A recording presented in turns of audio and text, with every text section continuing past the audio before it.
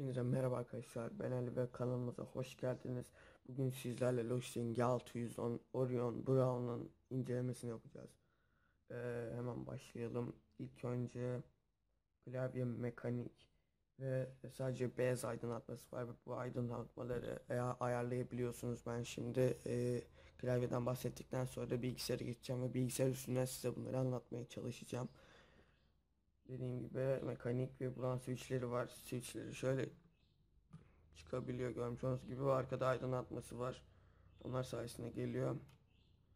Hatta ben şu aydınlatmayı şöyle bir diğerini takalım. Her neyse, şunu şöyle biraz kapattıktan sonra görmüş olduğunuz gibi şurada bir brown var. Yani kahverengi bir switch'imiz var.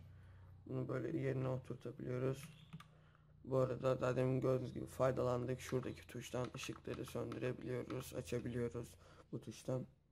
Bu tuşta ise bilgisayarda mesela mesela ne bileyim ses 100 ise mesela bunu böyle yaparak 12'ye 50'ye falan filan alabiliyorsunuz. Bu diyelim ses yüzde ise bunu bastıktan sonra ses bir daha gelmiyor. Bu ta ki buna basana kadar. Ondan sonra burada dediğim gibi beyaz aydınlatması falan filan. Kabloya gelelim. Kablo gerçekten çok kaliteli ve çok güzel arkadaşlar. Yani pek bir şey olacağını pek zannetmiyorum kablodan ötürü. Bu arada bu Windows kilitleyen tuşumuş. Böyle bastıktan sonra ışık, basmadıktan sonra böyle oluyor. Şurada iki tane, şöyle bir tane ayarlanabilir şey var. Mesela ne diyor bu? Şu ikisini kapattıktan sonra şöyle sadece minik bir tane kısmını açabiliriz. Ya da arkadaki büyükleri de aktifleştirebiliriz şöyle. Görmüş olduğunuz gibi. Ben şu an mesela küçüklerde kullanıyorum şu anlık. Videonun başında büyüklerdeydim mesela. Onu siz kendinize göre ayarlarsınız. Zevkinize göre. Bu arada alttan gelen bir destek yok ve altı da şöyle bir şey yani. Güzel metal mi plastik mi anlamadım ama ikisinin karışım gibi bir şey duruyor.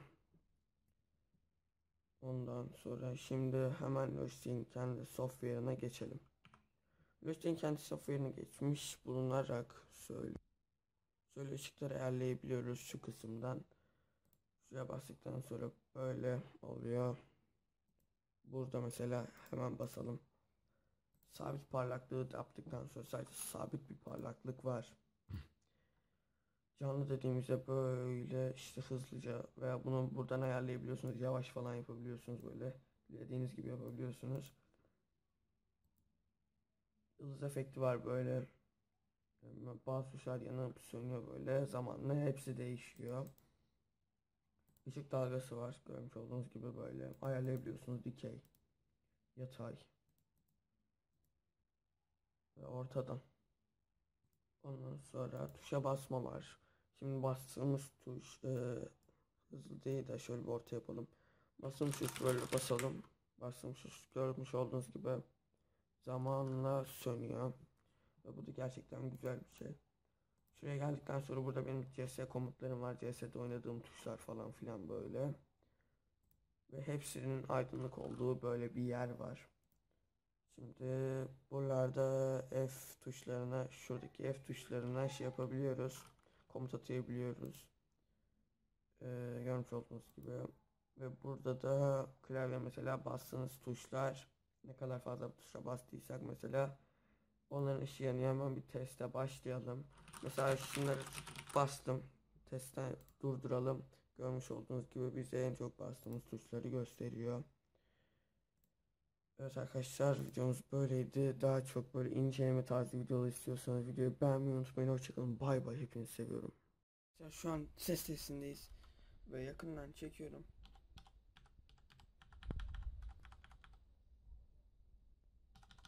Hatta şuradan bir web sayfası açayım.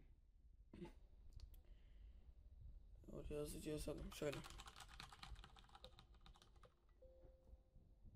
Saçma sapan şeyler yazınca.